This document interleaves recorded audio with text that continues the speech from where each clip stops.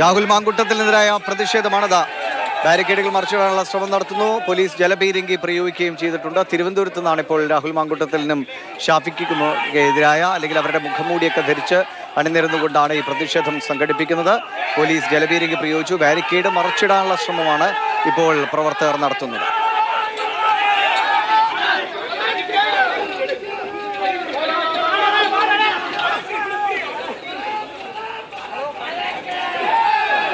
തിരുവനന്തപുരത്ത് രാഹുൽ മാങ്കൂട്ടത്തിനെതിരായ പ്രതിഷേധം പോലീസ് തടഞ്ഞു. ബാരിക്കേഡുകൾ വെച്ച് തടഞ്ഞു.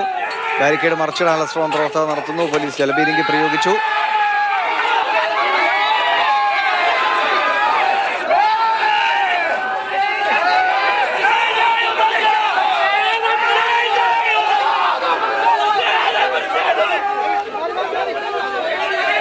അമൽ തേനമ്പറമ്പിലുണ്ട്. അമൽ, പോലീസ് ജലപീരങ്കി പ്രയോഗിച്ചു. അത്രയധികം പ്രവർത്തകരുണ്ടോ പോലീസിന് തടയാൻ പറ്റാത്ത അത്ര നിലയിൽ? യുവമോർച്ചയുടെ പ്രതിഷേധം ാണ്. പ്രവർത്തകർ ബാരിക്കേഡ് മറിച്ചിടാനുള്ള ശ്രമം പോലീസ് പ്രതിരോധിക്കുന്നുണ്ട്. പ്രവർത്തകർ ആദ്യം ഉണ്ടായിരുന്ന പ്രവർത്തകരൊന്നും പിരിഞ്ഞു പോകാൻ തയ്യാറാകുന്നില്ല. 3 വട്ടമാണ് പോലീസ് ഇപ്പോൾ ജലപീരങ്കി പ്രയോഗിച്ചിരിക്കുന്നത്. അത് 2 വട്ടം ജലപീരങ്കി പ്രയോഗിച്ചപ്പോഴും അല്പം ഒന്ന് പിന്നോട്ട് നീങ്ങി പ്രവർത്തകർ വീണ്ടും ബാരിക്കേഡിന് സമീപത്തേക്ക് എത്തുകയാണ്. ബാരിക്കേഡിന് മുന്നിൽ പ്രവർത്തകർ ഇപ്പോഴും നിൽക്കുന്നു. ഒരു ബാരിക്കേഡ് മറിച്ച് അപ്പുറത്തേക്ക് ഇടാനുള്ള ശ്രമം നടത്തുകയാണ് പ്രവർത്തകർ.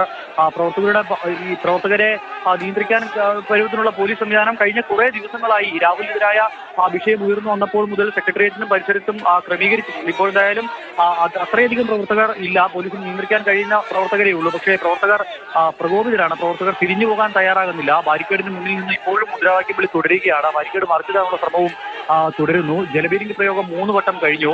പ്രവർത്തകർ ഇനിയും അവിടെ തമ്പടിക്കുകയാണെങ്കിൽ വീണ്ടും ജലപീരങ്കി പ്രയോഗം ഉണ്ടാകും എന്നുള്ളതാണ് പ്രതീക്ഷിക്കുന്നത്. നിലവിൽ എന്തായാലും രാഹുലിനെതിരെയുള്ള പ്രതിഷേധം സംസ്ഥാനത്തുടനീളം വ്യാപിക്കുന്നതിന്റെ ഭാഗമായാണ് ഇപ്പോൾ ഇത്തരത്തിലുള്ള പ്രതിഷേധം ഉണ്ടാകുന്നത്. കഴിഞ്ഞ ദിവസങ്ങളിൽ പാലക്കാട്, പത്തനംതിട്ട ഈ 2 ജില്ലകൾ കേന്ദ്രീകരിച്ചുള്ള പ്രതിഷേധങ്ങളാണ് നടന്നിരുന്നതെങ്കിൽ രാഹുലിന്റെ MLA സ്ഥാനത്തു നിന്നുള്ള രാജിയില്ല എന്ന വാർത്ത വന്നതിന് പിന്നാലെ സംസ്ഥാനത്തുടനീളം വീണ്ടും പ്രതിഷേധം ഉണ്ടാവുകയാണ്. ഇനിയിപ്പോൾ നേരത്തെ പറഞ്ഞതുപോലെ രാഹുൽ പാലക്കാടേക്ക് എത്തുമ്പോൾ എന്താകും സ്ഥിതി എന്നുള്ളതാണ് കണ്ടറിയേണ്ടത്. രാഹുലിനെ പാലക്കാട് ഒരു പരിപാടിയിലും പങ്കെടുക്കാൻ അനുവദിക്കില്ല എന്നുള്ള കാര്യം VK സനോജ് അടക്കം വ്യക്തമാക്കിയിട്ടുണ്ട്. സ്വാഭാവികമായും ഇത് തെരുവിലേക്ക് ഒരു ഏറ്റുമുട്ടൽ എന്നുള്ള നിലയിലേക്ക് കാര്യങ്ങൾ പോകുമോ എന്നുള്ളതാണ് ഏറ്റവും പ്രധാനപ്പെട്ട ആശങ്ക.